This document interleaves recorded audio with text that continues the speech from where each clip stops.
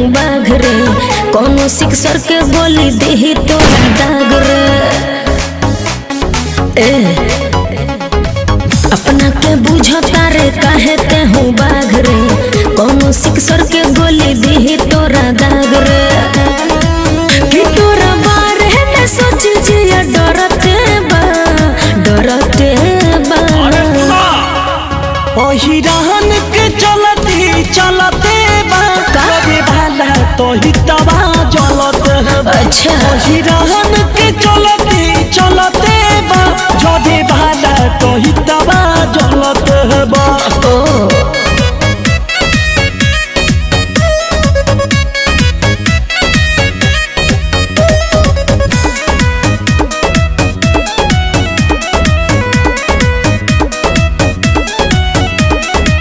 ढेर जनी बुझो बाबू अपना के बड़ा का, पिस्टल सटा के कोनो दे दे ही हरका।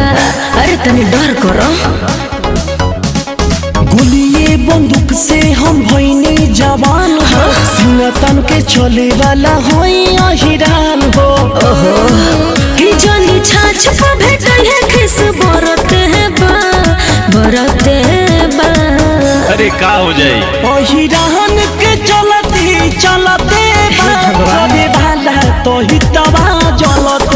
ढेर मत बोलो। अहिरान के चलती चलते बा, जदे भाला तो ही तबा जलत।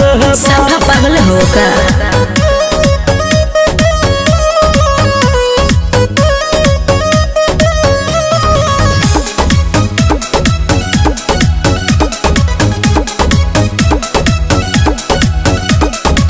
बन जंदा बंगेरिया हवे आलोक के, चलता र काहे पवन ऐसे काटा खस के।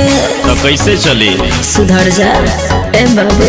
हाथ के लगाई के करवाया घात हो, गोली ला तुम हम निकाली लाया। अरे जाना कि देखो तानी मन मानी इंदल करते बा, करते बा।